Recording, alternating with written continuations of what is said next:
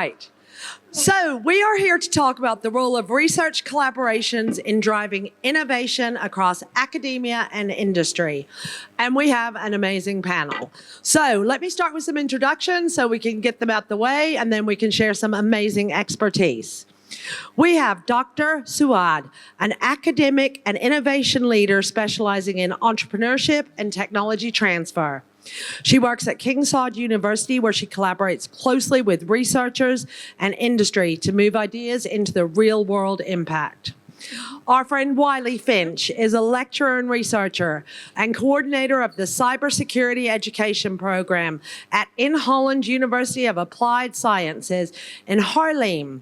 In addition, he's an entrepreneur and serves as the CTO of Unknown Data. That sounds interesting. Unknown. Where he brings focuses on building responsible technology and advancing education. He brings these worlds together to create meaningful impact and deliver high-quality learning experiences for both students and professionals. We have Khalees Connor, the COO and co-founder of Recovery Coach Academy and RCA Wellbeing, where they provide global training and consulting in recovery-informed well-being and leadership. She collaborates with organizations to invest in their teams so they work well, live well, and stay well. Dr. Kay Rubin is a tenured psychology professor at Miami-Dade College in Florida, with over 2 decades of experience and the founder of Client-Centered Care. Her work integrates clinical practice and interdisciplinary collaboration to enrich student learning and real-world application. Dima Ambushka. How do I say it? Shark. I'm a shark. Oh, that's good. Baby shark, is an educator and a gender specialist and an artist with a background in teaching English across different curriculum and mentoring teachers. This has allowed her to work with diverse learners and bring practical, inclusive practices that helped her students feel seen and capable. Her research and work with teachers also emphasizes creating psychologically safe classrooms, which is foundational for students with special needs. And we have Raina Hussain, professor of the University of Washington in the US, where she is a professor of electrical and computer engineering. She is also the founder and director of the Remote Hub Lab. So let's get started. I have a rapid-fire question for all of you to kick this off. So we'll just go down the row. I'll pass my mic to you. Yeah. All right. We often hear that collaboration between academia and industry is key to innovation. In your experience, what does a successful research collaboration look like, and why does it matter? Hello, everyone. I've been a research teacher for 2 years, and I've conducted multiple research papers in the university and at school with my students. A successful research collaboration is based on the society's problems, the society's issues. When we touch down things that need to be solved, and we put our hands together from different, let's say, backgrounds to tackle this problem. Cool. Excellent. Thank you so much. Go ahead. Yeah.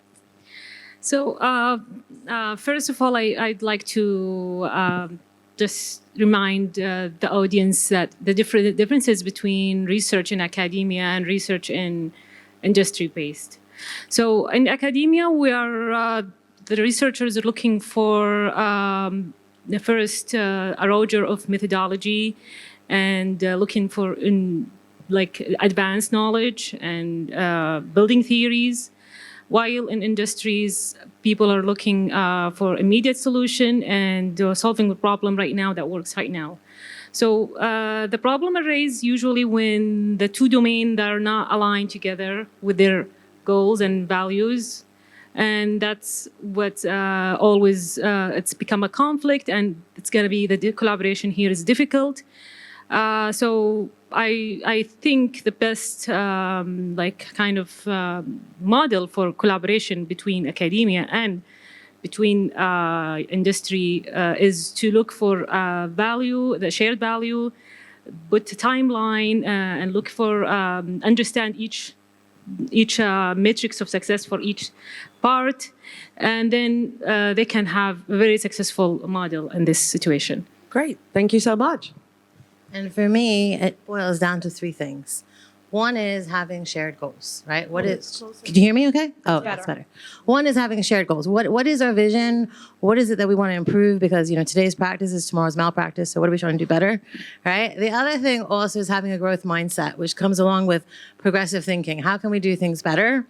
And that really brings a bridge between academia as well as industry. And then the third thing I would like to say is support. And what do I mean by support? Is basically having a culture that supports research. So for example, at Miami-Dade College, there's many avenues where research is supported and encouraged, where faculty is linked to potential networking opportunities as well as opportunities. So for example, we have the President Innovation Award, we have learning communities, we have also the endowed teaching chair. So having those opportunities and those encouragement and that culture fosters good collaboration and research.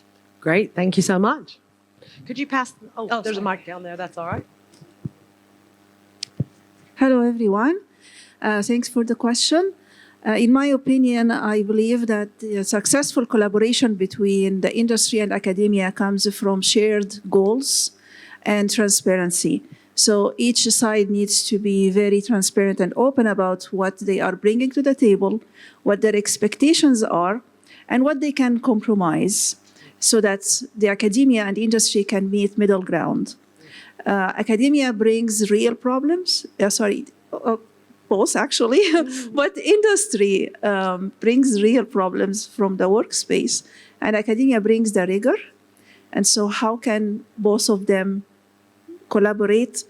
Again, there has to find the intersection. Why it matters? It does matter because we, in academia, we're preparing the new generations for the workforce, and the industry will hire our students. So we need to make sure that we are preparing them to hit the ground running from day one. Great. Thank you. I'm going to make sure to say something different than what everybody else has said because it's Fabulous. we're on a good stream here. Yeah. But I'd say successful collaborations start with mutually beneficial relationships and intention. And then, why does that matter? If we are not changing anything, then it's just an academic paper. Yeah, that's the difficult thing of being behind in the row. They have to repeat each other. But I want to take a little bit of a sidestep because I was very fortunate enough to start my career at an innovation lab. And one of the lessons I took there is to not fall in love or to fall in love with a problem and not with a solution. So I really recognize where you started off with, Dima. I just wanted to add a little thing on that because like you already said, Khalees, only repeating you guys, is that the problem exists in the real world, and we need to bring the solutions to the real world as well. And we should look at how we can empower each other. And that's not only the researchers, but also the students who have a blank canvas, who can solve the problems of tomorrow, and to combine that what's already in the industry to make an impact on something that can be really into the market. Thank you so much. Just a heads up, if we do lose a panel member, it's nothing personal. It's not because they don't like the audience. It's because they have to catch a flight. Okay? So let's start with Dr. K. From a psychological lens, what do you see as the human factors that support or hinder successful collaborations across disciplines and sectors? Sorry about that, I forgot. I'm not used to carrying a microphone with me. As far as what supports, I'd like to answer it both ways. One is there's an awareness of the idea to collaborate, and also having a growth mindset of what can we do better, having a growth and innovative mindset. And the last thing is having support. So for example, at Miami-Dade College, one of the things that we did was we networked between the criminal justice system and 2 faculty members because we wanted to address a problem. The problem we wanted to address was recidivism. So the criminal justice professor collaborated with the psychology professor. And what they ended up doing was something very transformational. They ended up going to the prisons with pre-release individuals, and we call them returning citizens. And we were able to, teach them the coping skills for when they transition back into the community, also provide them with college classes. And that was really a unique thing because what we were thinking about is how do we solve this problem, mutual goals, and how can we even do this without the support of the institution? So that's the key thing, is having the support, also having a culture that supports innovation, creativity, collaboration in academia and also with the industry. And Miami-Dade College, we support it on many levels through the classroom level, learning communities, at the institutional level, endowed teaching chair, President Innovation Award. All those are great opportunities. And also just being able to have a collaborative mindset. The things that hinder it are, and also the other thing that also helps is feeling psychological safety. What that means is, hey, I feel free to explore and question things because that's what builds ideas, when you're able to brainstorm freely. The things that hinder it is definitely not having consistent communication, territorial thinking. This is my project, my idea. I need to be a superstar. And then forgetting everybody else. And the other thing is fear. I don't think this will work. I'm not sure this will work. And my thing is be curious and don't take no for an answer because there's a loophole somewhere. Fabulous. And you're talking my language. Are you sure you haven't done our training? Because we talk about returning citizens. I think that's a great opportunity for collaboration. I feel it. Well, let's do it. Let's do it. All right. Rania, you've likely worked on both funded research and student-led innovation projects. How can universities better prepare students and faculty to work with the industry while maintaining that academic integrity? That's a great question. Yes, I have worked on projects that were funded by the National Science Foundation. And also, I was very privileged and happy to also secure funds from Intel Corporation, who collaborated with me on a couple projects. And in my experience, the keys to success is when this collaboration is somehow woven into the curriculum, rather than having a curriculum that is completely separate from, what the real problem and what the real world is about in industry. We do have in our department, through the Capstone project, as an example, we have industry comes in, pitch in their ideas for projects that they sponsor, and the students are basically, like potential hires in training. Mm-hmm. And so the industry brings in real problems, and we in academia offer a structured environment for students to learn. And so and also I have a great collaborator, I want to give a shout out to my collaborators everywhere, and sorry if I forget to mention any one of you. So I also have a startup company, Labs Land. We have collaborated in several projects on National Science Foundation funded research, and it has been great experience. So, and my students in my lab work with them, and so part of this collaboration is understanding how we can find this intersection. Usually the industry are maybe mostly driven by timelines, whereas in academia, we are driven by learning. So how can we focus on the shared goals versus the deliverables in certain timelines? So it has been a great experience. As far as the second part of the question, which was the integrity, right? So we teach students either, I believe, in certain courses, especially as they get prepared for the capstone and to graduate, we teach them ethics in engineering. In one of my courses, as an example, towards the end of the quarter, we are on a quarter system.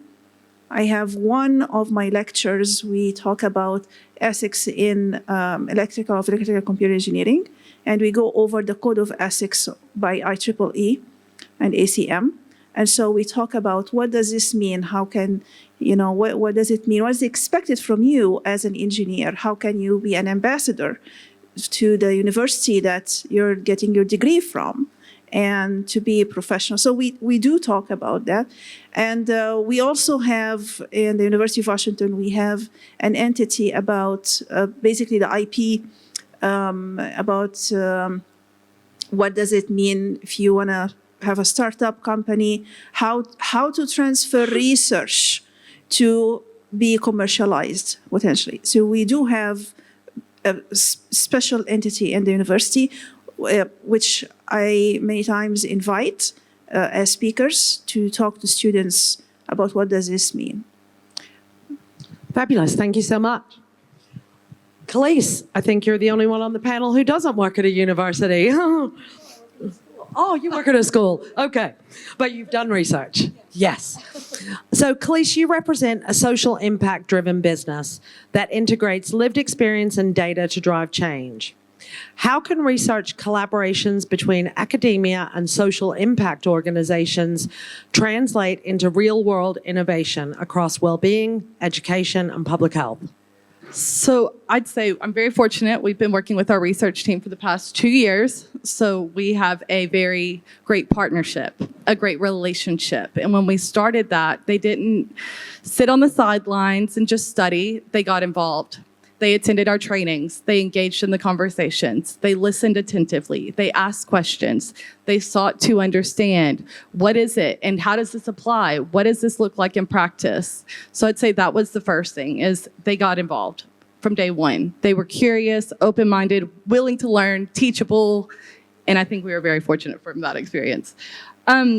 The other thing is I think about outcomes in relation to research. I feel like there's a lot of research out there, but what are we doing with the research? And for us, a successful research collaboration was one about, like, what are we getting through this? So research gains context to what's actually happening on the ground. People are facing situations. You talked about real-world experiences. I live in the real world. So how can we ensure that the research is being done and it's practical and applicable? 2, data gives language and context to what we're actually seeing on the ground. So everybody says, where's the research? So we just got the research so we could prove what we are doing on the ground.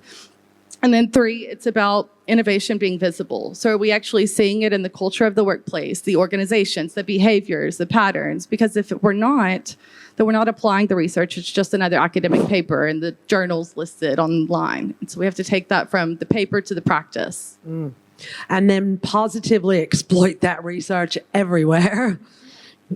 Wiley, you sit at the intersection of education, data science, and technology. How do research collaborations with industry accelerate innovation in AI? And what ethical considerations should be addressed?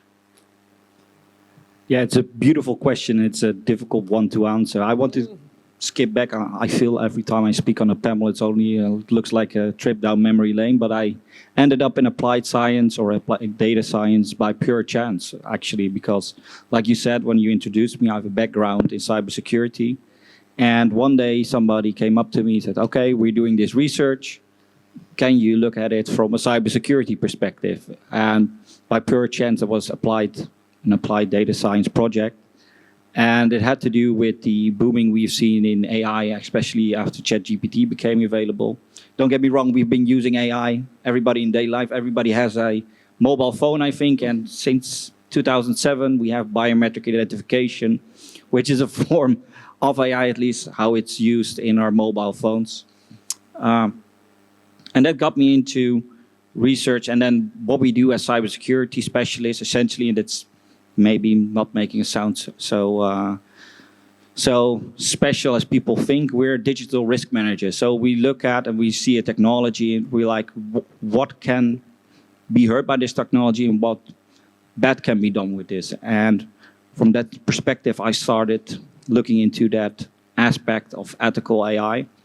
And we have seen a lot of, I would say, trends in this specific part. So we have security by design, privacy by design, and we started to do responsible AI by design. So really taking ethical values into place. And Europe also has been on the forefront of regulating all kinds of technology and also taking that regulation into perspective and making sure that we do the right things from the start. Because what we've seen, a lot of projects end up in the end of a cabinet or just at the end of a journal because it works on paper, but again, it doesn't work in the real world with different value that need different perspectives. And one thing I want to add before I give away the mic and the question, again, I cannot emphasize more enough, is to bring these problems to a diverse set of minds with different backgrounds, multidisciplinary.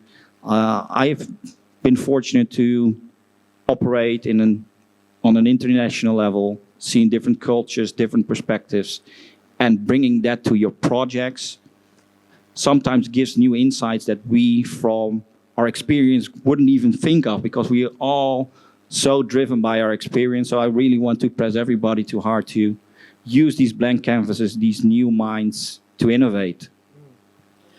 I can so relate to that. I think the value of working with people in other countries and professions, the gifts I have had from cultural education, from working in Qatar with our partners, just are priceless from my experience. So everybody go out there and work with other people. Dima, what role can secondary education play in fostering a research and innovation mindset early on? And I have a second question along with that, so you can have an extra minute or two. How can schools connect more meaningfully to the innovation ecosystem?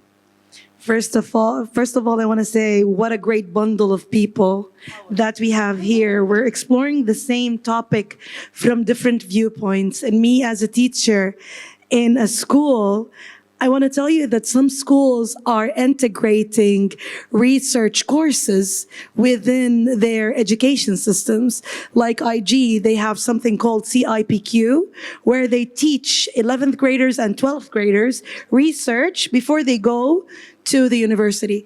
As long as with the IB, they're doing the same thing. They are encouraging students to go through research.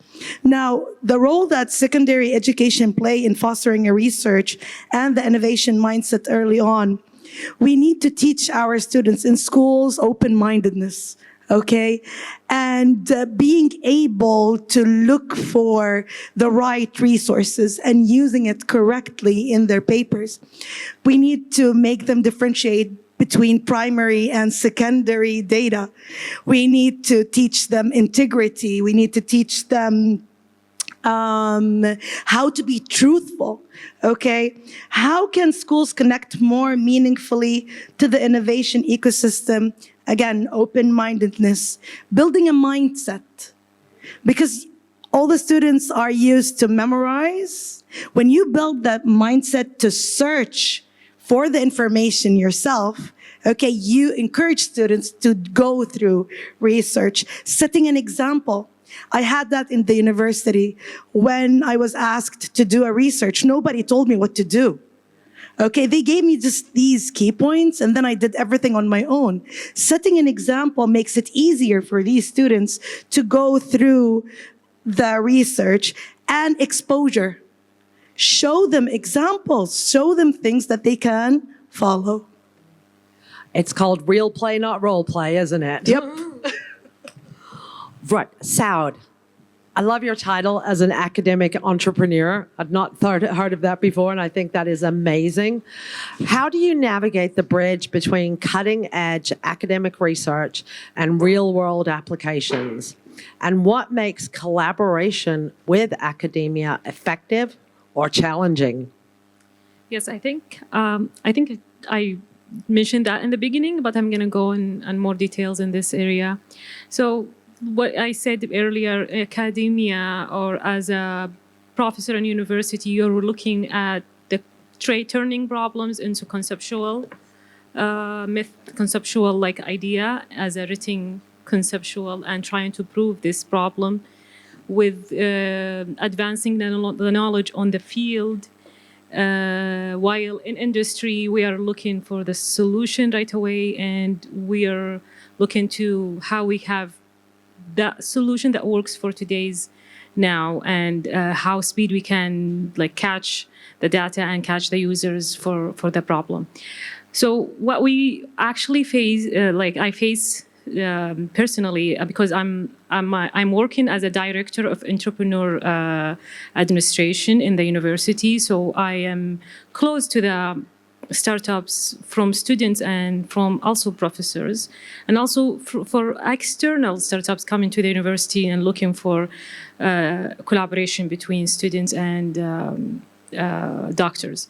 So what we always, they don't have a common language. They don't have a shared value.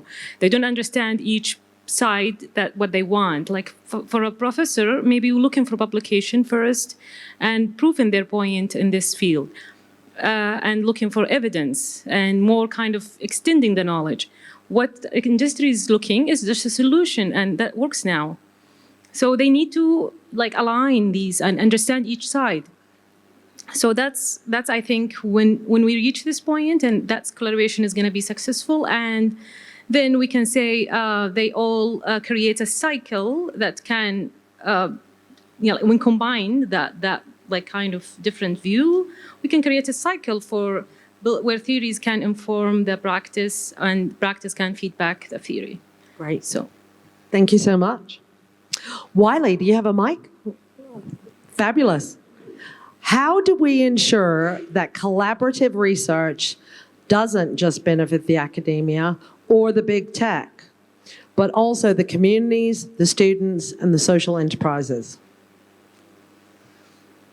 Maybe the most difficult question of today. And it depends, really. I think what I just mentioned earlier, research ending up in the cabinets, that's not something you want to do. And the thing I'm really fortunate with, and it's not that common in the world, and I think the Netherlands and Germany also has this specifically, and in Poland as well, we have it. We're a university of applied science, which is different from a traditional university. So we actually start with the problem that comes from the real world. We don't find a problem in the lab, but somebody comes to us. One of the examples of a project we do is called Flappy Bird. I think it's a fun one because you did the baby shark, but Flappy Bird is actually about a drone that has a flapping movement in the greenhouse to not scare away insects or biomedic or anything that are beneficial of plants. And that is a problem that the world is having, not a problem we thought of in a lab, nothing theoretical. And that's something that also farmers and other companies in agriculture have a problem with. And they are part of the research. Their developers, their teams are contributing to the research. I think finding that combination that people feel responsible and the industry itself and the students feel responsible for the final, let's call it solution or projected solution, makes something that's tangible and makes impact, and that impact is something that stays. Thank you so much. Khalees, what are the key ingredients for building trust and shared purpose between the researchers you worked with and the practitioners and people putting it into action? So trust is a big word.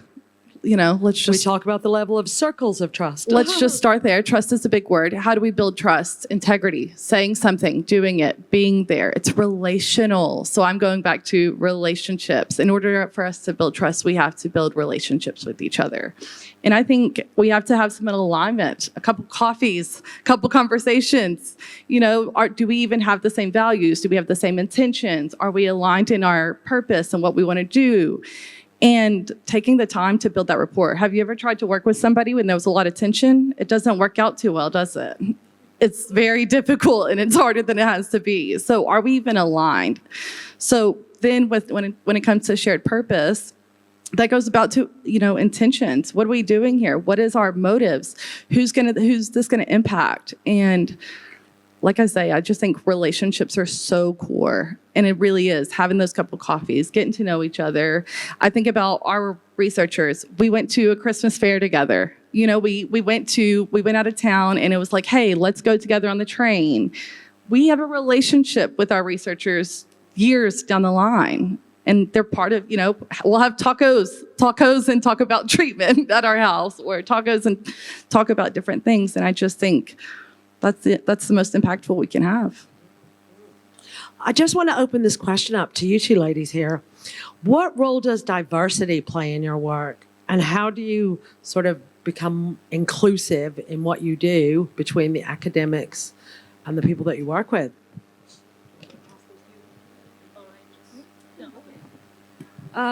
For diversity, I have different, maybe a lot of people think diversity is creating innovation and it's really essential for innovation. But sometimes as we said, we need trust. So we have to build that kind of relation first.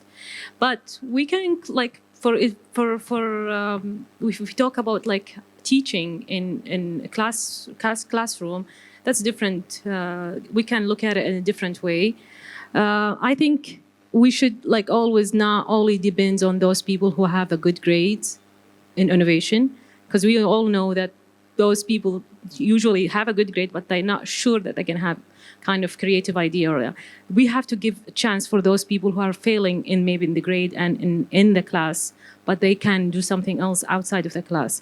So I feel like we face this problem sometimes in schools. We see only some specific people having every chance for innovation and for going trips, for going participating in events and all that. But what about those people who are not good?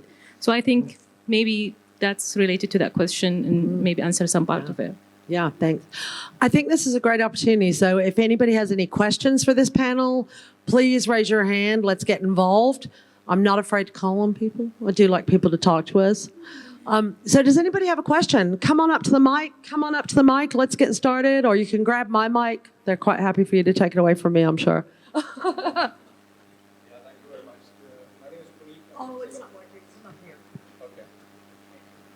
Is there a switch? Yeah, that's better. Thank you. My name is Puneet. I'm from Singapore. So obviously, I'm a maritime professional, and I'm now involved in teaching. So therein lies my kind of bridge between industry and academia. I've kind of transversed that in some ways. But what I find very interesting, that as I speak more to universities in order to teach stuff which is relevant for my industry and future professionals of the industry, I find that a lot of universities are missing a trick by the fact that the academicians or the professors, educators in those universities are not actively trying to be a part of corporate business. And wherever they have done that, it has produced amazing results for the students. The reason why I say this is that if a professor or educator goes and works for 3 months in a corporate space, he starts getting real-time understanding of what are the kind of business processes as well as the key challenges that businesses are facing. And then when he comes back and talks to the students, the entire perspective is different. So I think really one of the ways to collaborate is to try and also get academicians to go out there and do an attachment with a business for a certain period of time with a clear intention that they need to understand the workings of the businesses and then come back and make the students much more ready for going and working in exactly the same companies in future. So that would be my way of kind of looking at it. And I would love to have some views from the panel on this as well. Yeah, thank you. Absolutely. Do you want to start down there? Yeah, I like to start, yeah. So I fully agree what is being said over here. And I think it's very important to, well, I'm in technology, but to keep your hands dirty to some degree, to see what's going on. It's one of the things I do as an entrepreneur, so I'm not employed, but I'm doing my own company and trying to stay relative in the world.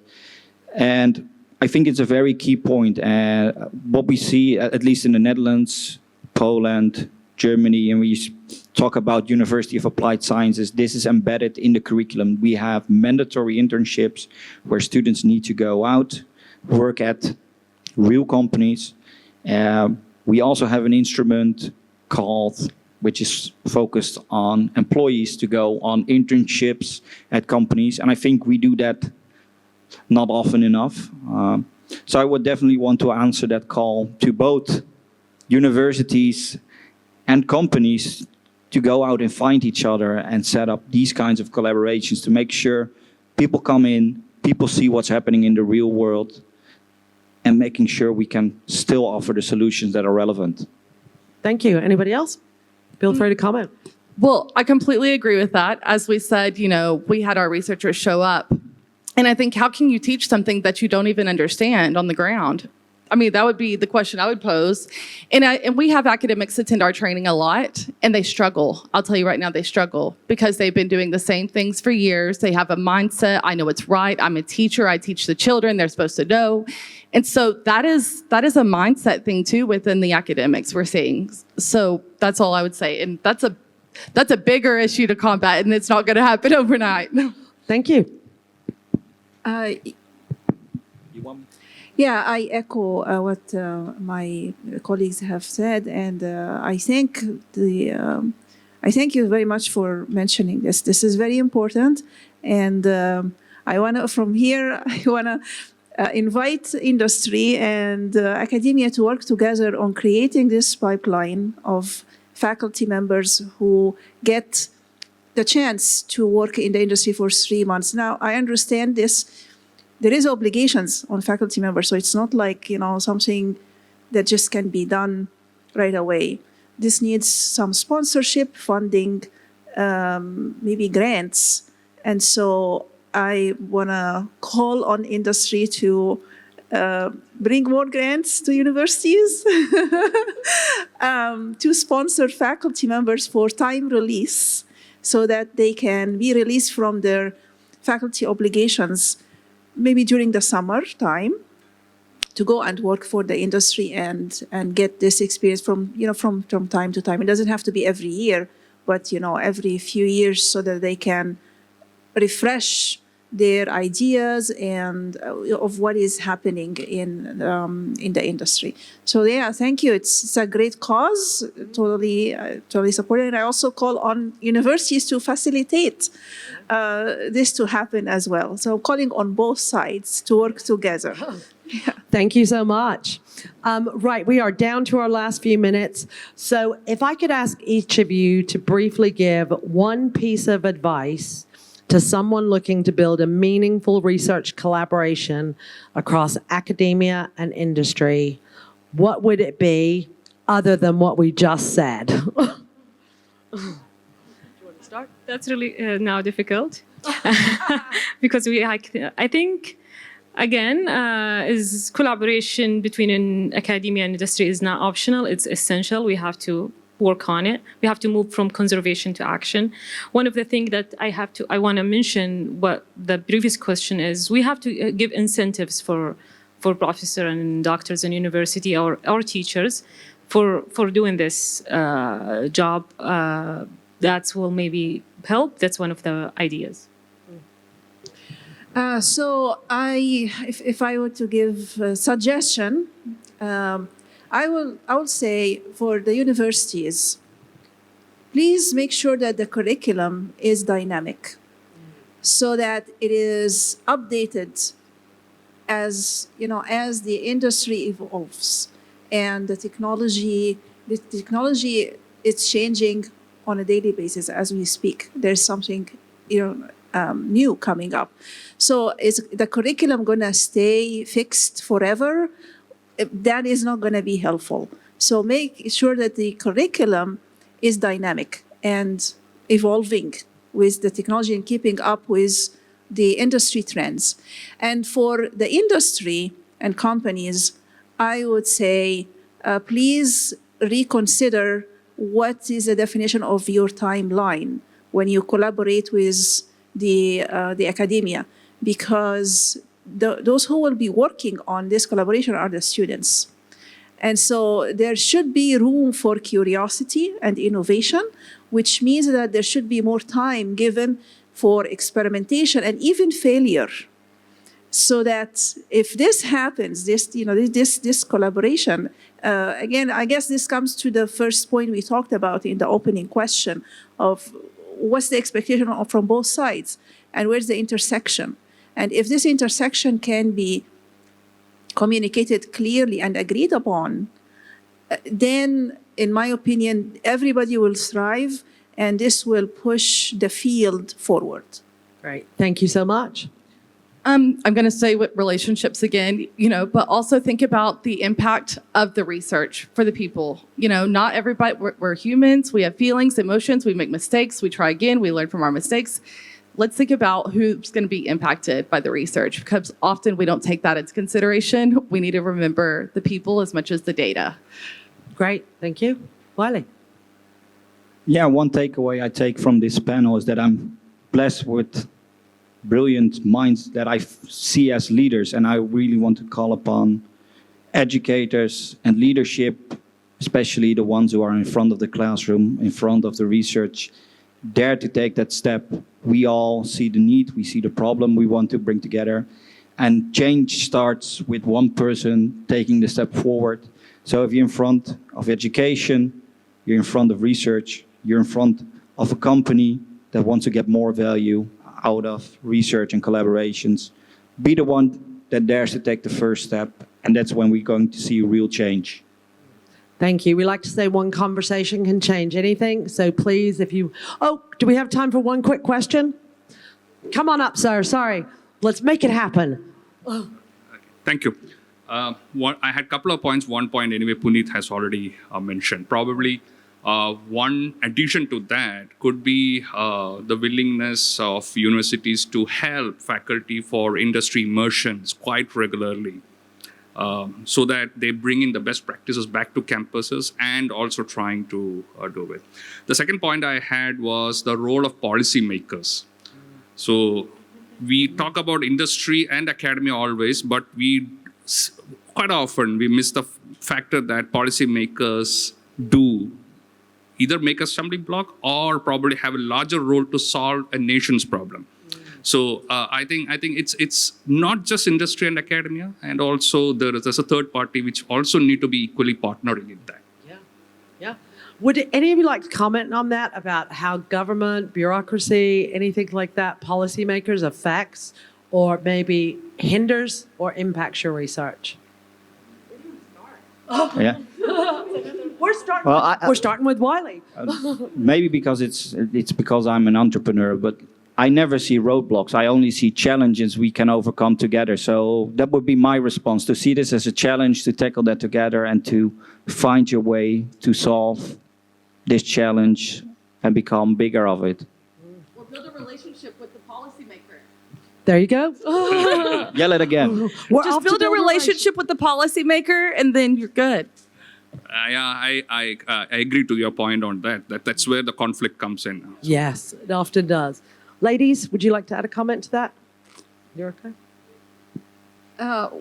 Yeah, I think it's a great point.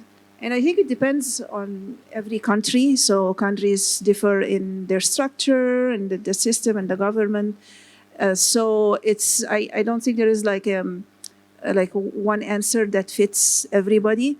So speaking from the University of Washington's experience, we do have shared governance system in the university where we have faculty senate, and the faculty senate is kind of similar to the Congress. And this is where faculty comes together and work on policies that affects the university as a whole. And at the same time, we do have representation in Olympia. Olympia is the capital of the Washington state, where I am from. And so the state, at the state level, this is where the policies are made that affects the entire state. And so we do have representation from faculty from our university in the,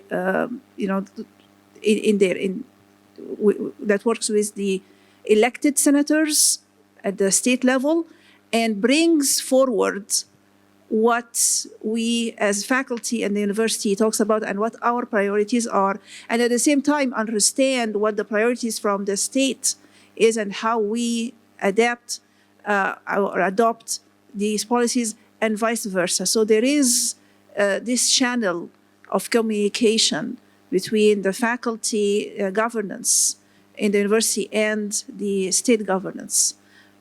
So this is just an example. But again, I would say it really depends on each country's structure. Go ahead, Wally. Yeah, just one more note to add on that, because it triggered me again that you said relationship. We shouldn't treat governments or regulations as our enemies, because if you look further into what is happening, at least in Europe, and I expect a lot of similar initiatives, there are so many grants that push towards you working together. One of the biggest funding grants in Europe is the CIIC, and one of the things you need if you want to apply to CIIC is that you have to collaborate between two countries, so you cannot have one country or one university or two universities from one country contributing to this research, and you need partners in the industry who are actually going to develop on it, and only then can you apply for the grant. So beware, research what your possibilities are. If that's within your own country or outside of the borders of the country, please go out and find opportunity, because in the end, people are out there to work together, because only then can we advance. Thank you all so much. Please give a round of applause to our panel, give a round of applause to yourselves, and please reach out to these amazing people over the rest of the day and have that one conversation, because it could change something for you.